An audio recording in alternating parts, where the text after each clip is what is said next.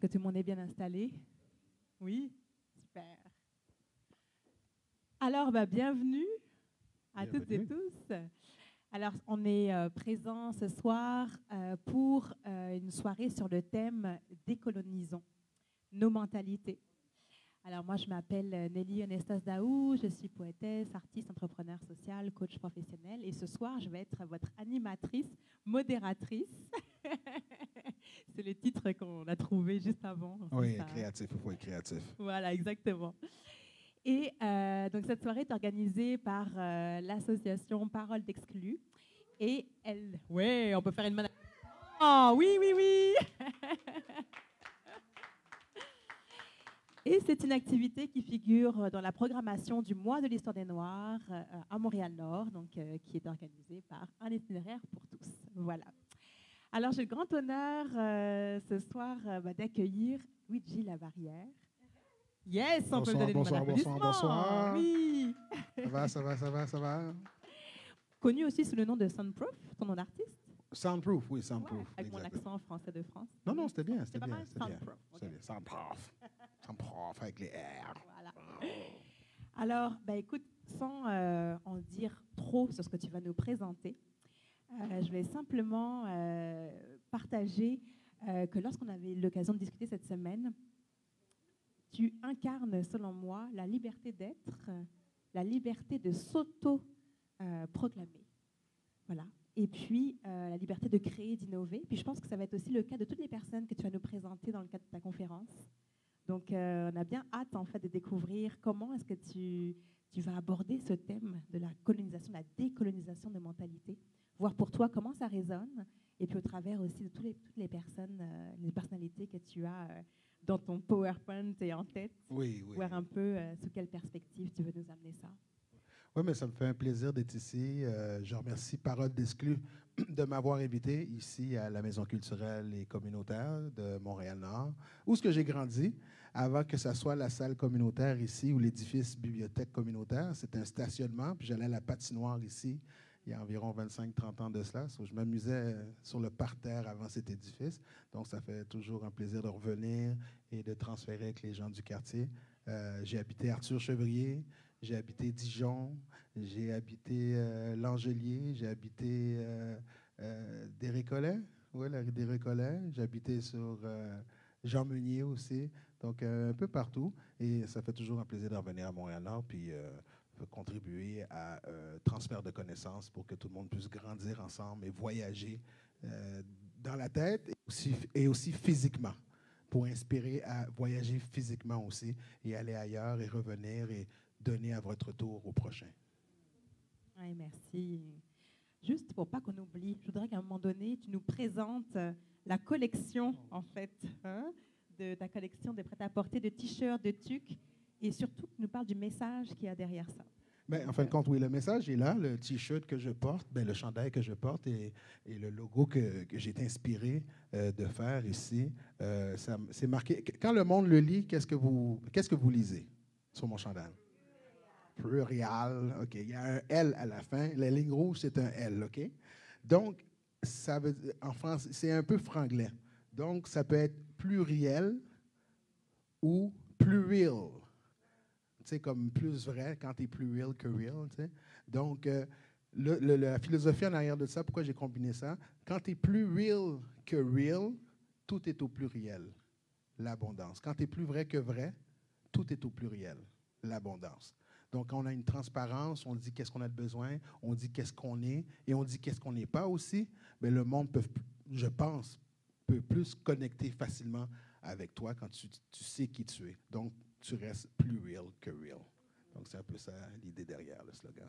Oui, je trouvais ça très, très riche. Qu'est-ce que vous en pensez? Ouais.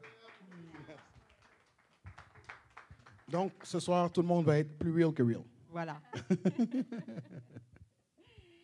Alors, écoute, sans plus tarder, je te propose de commencer à nous présenter ta conférence. Oui. Ce qu'on s'était dit que ce serait super, c'est que ce soit le plus interactif possible. Exact. Alors, si jamais vous avez des questions, Si vous avez des questions qui émergent en cours de route, n'hésitez pas. Hein, c'est vraiment comme ça que tu, Oui, que tu voulais. après chaque présentation Voilà. de personne, j'ouvre tout le temps à l'échange, soit par toi ou soit par quelqu'un qui lève sa main. Et si vous ne levez pas votre main, vous allez avoir un Vous allez ticket être désigné. ticket d'infraction. Pas de stationnement. Voilà. Alors, c'est ça. Allons-y alors. Alors, voici la présentation.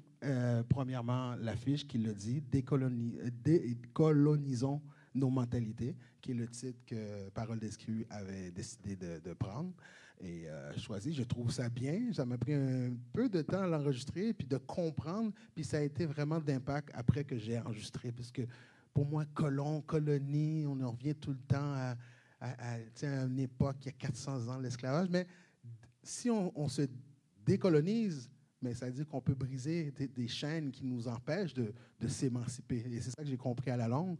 Donc, c'est ça. Et ça m'a inspiré de vous expliquer un peu l'origine du mois de l'histoire des Noirs, qui a commencé avec la Semaine des Nègres, la Semaine des Négros, aux États-Unis, en 1926, par un homme ici qui est marqué ici, Carter G. Woodson, comme vous pouvez voir en haut. Et de 1926 jusqu'à 1975, parce qu'en 1976, ils ont transformé la Semaine du Négro, qui était valoriser tous ceux qui avaient accompli académiquement des choses, docteurs, ingénieurs, inventeurs, ainsi de suite, entrepreneurs. Donc, en 1976, les États-Unis, pour leur bicentenaire, a reconnu qu'il fallait avoir un mois pour reconnaître et pas une semaine en fin de compte. Donc, depuis 1976, c'est devenu le mois d'histoire des Noirs aux États-Unis. Et ensuite, au Canada, ça s'est installé en 1995. Et entre autres ici, au Québec et au Canada, ça a été reconnu ici. Donc, la présence d'Afro-Canadiens implantée depuis plusieurs siècles. Donc, c'est ça.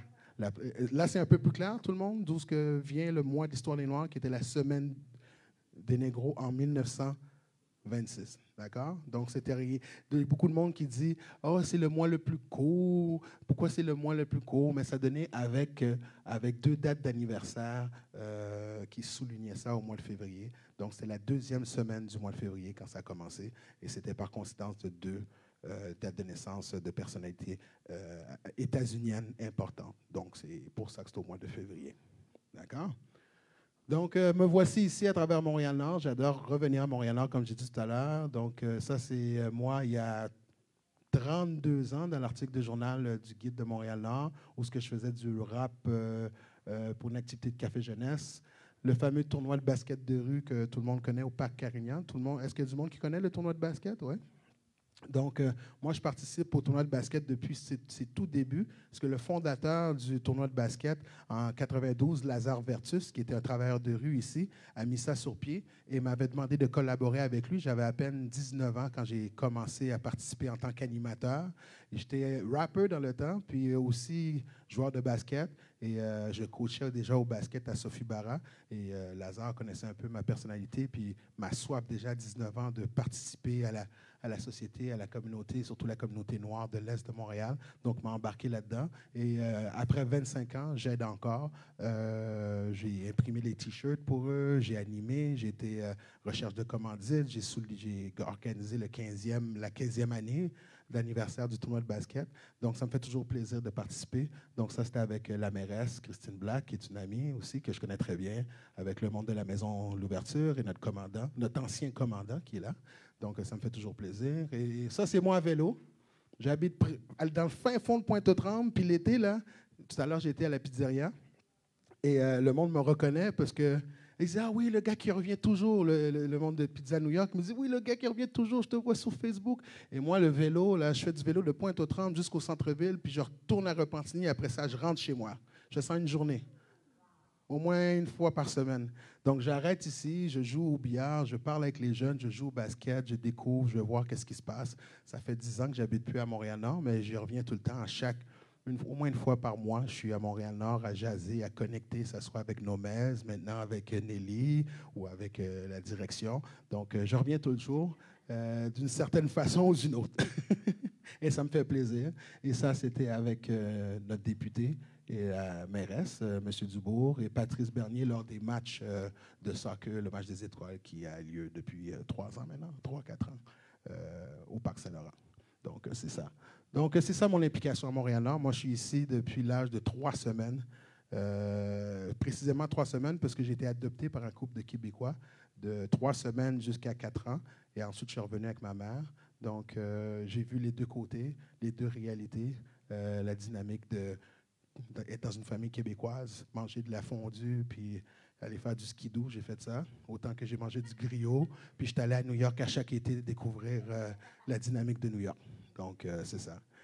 C'est merveilleux quand tu te donnes la chance de découvrir les deux. Et moi, par défaut des choses, j'ai découvert les deux. Et je crois aussi que ma soif vient depuis là de toujours essayer de connecter les choses ensemble un peu aussi, vu mon parcours.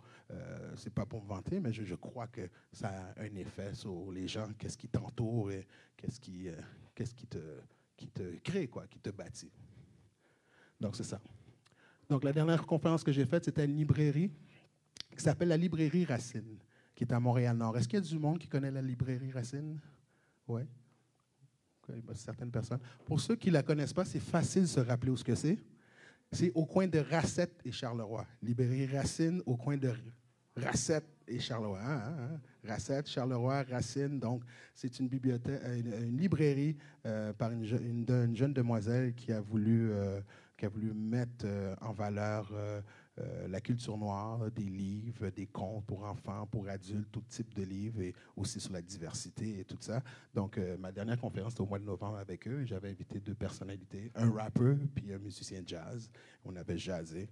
Et c'est de là vient aussi ma première inspiration de vraiment mettre ça à exposer ça, plus real. Donc, cette conversation-là était une conversation plus real. Donc, c'est vraiment, ils nous expliquaient leur parcours artistique ici au Québec. En tant que rappeur, Sans Pression, la deuxième photo est une légende du hip-hop québécois. Donc, tout le monde le surnomme le parrain du rap québécois. Et j'ai la chance de travailler avec lui. J'étais son DJ samedi dernier à Stoneham, à Québec.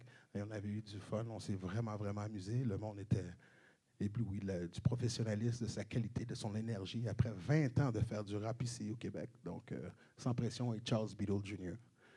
Donc, voilà. Ah, merci. Et ça se peut qu'ils reviennent de temps en temps. On s'arrangera qu'ils viennent vous voir, jouer de la musique, parler de leur parcours, leur démarche, comment ils ont enregistré leur musique. Il y a plein d'aspects d'un artiste. C'est pas juste chanter, prendre le micro. Moi, c'est pas juste parler. Il faut que je structure, il faut que je fasse les recherches de tout ça. Donc, chercher chaque personnage, c'est tout ça l'arrière-plan d'organiser quelque chose dans le domaine communication ou artistique. Donc, avec eux, j'ai eu la chance de faire ça à plusieurs reprises à travers les années. Question pour vous. Question pour vous. Qui sont-ils? Quand je dis qui sont-ils, je veux que tout le monde réponde. D'après vous, ils viennent de où sur la planète? Oui, monsieur? OK.